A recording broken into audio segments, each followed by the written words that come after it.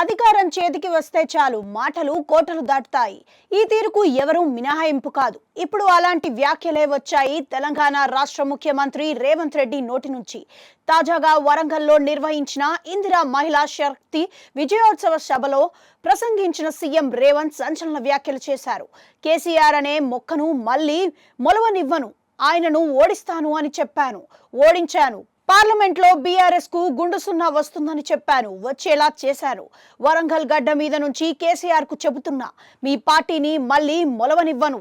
మా కార్యకర్తలు పౌరుషమా, మీ కుట్రలు కుతంత్రాలా తేల్చుకుందామంటూ సీరియస్ వ్యాఖ్యలు చేశారు.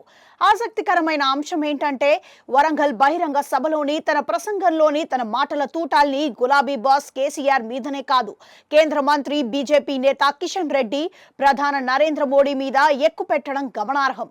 ఫామ్ హౌస్ లో పడుకుంటే మీ సంగతి నాకు తెలియదని అనుకుంటున్నారేమో. మీ ఉపాయం ఉబలాటం అన్నీ తెలుసు.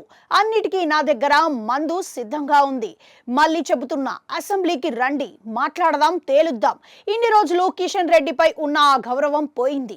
సబర్మతిని గుజరాత్ లో మోడీ డెవలప్మెంట్ చేస్తే ఆయన చప్పట్లు కొట్టారు. మూసీని డెవలప్మెంట్ చేస్తామంటే అడ్డం పడుతున్నారు అంటూ మండిపడ్డారు. మోడీకి కిషన్ రెడ్డి గులామునేనని కిషన్ రెడ్డి అంటున్నారని, అదే సమయంలో తనను సోనియమ్మకు గులామువా అని ఆయన తనను ప్రశ్నిస్తున్న విషయాన్ని ప్రస్తావించడం సీఎం రేవంత్ 1200 మంది బిడ్డలు ఆత్మ బలిదానాలు జరిగిన 60 ఏళ్ల ఆకాంక్ష అయిన తెలంగాణ రాకపోవడంతో కన్న తల్లిగా గొప్ప మనసుతో ఏపీలో పార్టీ దెబ్బతింటుందని తెలిసిన సోనియా గాంధీ తెలంగాణ ఇచ్చారు. ఆమె కాళ్ళు కడిగి నెత్తి మీద చల్లుకోవటానికి మేమందరం సిద్ధంగా ఉన్నాం. ఇది ఆత్మ గౌరవంగా భావిస్తున్నాం. ఇప్పటికైనా మీ పాపాలు కడుక్కోవటానికి రండి. సోనియమ్మ కాళ్ళు కడిగి మనిద్దరం నెత్తి మీద చల్లుకుందాం.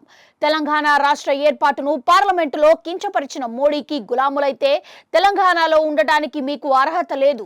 గుజరాత్కే వెళ్ళండి. మీకు ఉద్యోగం ఇచ్చింది మోడీ కాదు, సికింద్రాబాద్ ప్రజలు. వారికి కృతజ్ఞతగా ఉండండి.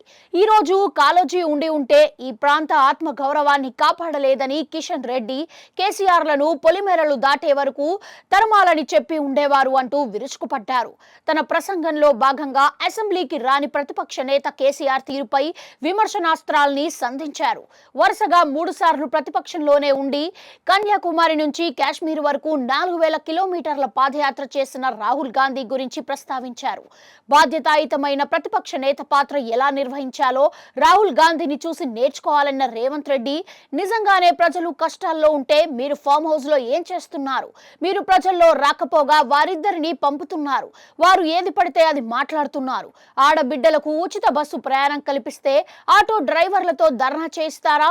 మీ కొడుకు కాకి అంగి వేసుకుంటే ఆటో రాముడవుతారా అంటూ ఘాటైన వ్యాఖ్యలతో విరుచుకుపడ్డారు. వరి వేసుకుంటే ఊరేనని కేసీఆర్ ఒకప్పుడు అన్నారని, ఈ రోజు తెలంగాణ 66 లక్షల ఎకరాల్లో 1.53 కోట్ల టన్నుల ధాన్యాన్ని పండించినట్లుగా పేర్కొన్నారు.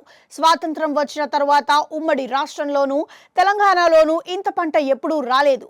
మద్దతు ధరతో పాటు సన్న వడ్లకు 500 బోనస్ కూడా అందిస్తున్నాం. ఇవన్నీ కోల్పోయినట్లా అని కేసీఆర్ ను తాను అడుగుతున్నట్లుగా చెప్పారు ముఖ్యమంత్రి రేవంత్.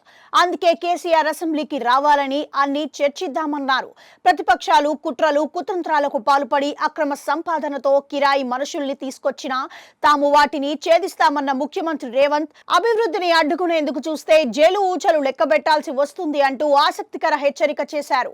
2014 నుంచి 2019 వరకు అప్పటి ముఖ్యమంత్రి కేసీఆర్ మంత్రివర్గంలో ఒక్క మహిళా మంత్రి కూడా లేరన్న సీఎం రేవంత్, తమ మంత్రివర్గంలో కోడా సురేఖ, సీతక్కలకు ప్రముఖ స్థానాన్ని ఇచ్చినట్లుగా పేర్కొన్నారు.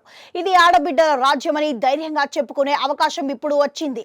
సౌర విద్యుత్ ప్లాంట్లను ఆడబిడ్డలకు ఇవ్వాలని ప్రభుత్వం నిర్ణయం తీసుకుంది అని ముఖ్యమంత్రి రేవంత్ వెల్లడించారు. తమ ప్రభుత్వం కొలువు తీరిన 10 నెలల్లోనే విప్లవాత్మక పథకాల్ని అమలు చేస్తున్నట్లుగా చెప్పిన ఆయన, 10 నెలల్లో ఉమ్మడి వరంగల్ జిల్లాలో 6333 మంది ఉద్యోగాలు సాధించారు అని పేర్కొనటం గమనార్హం.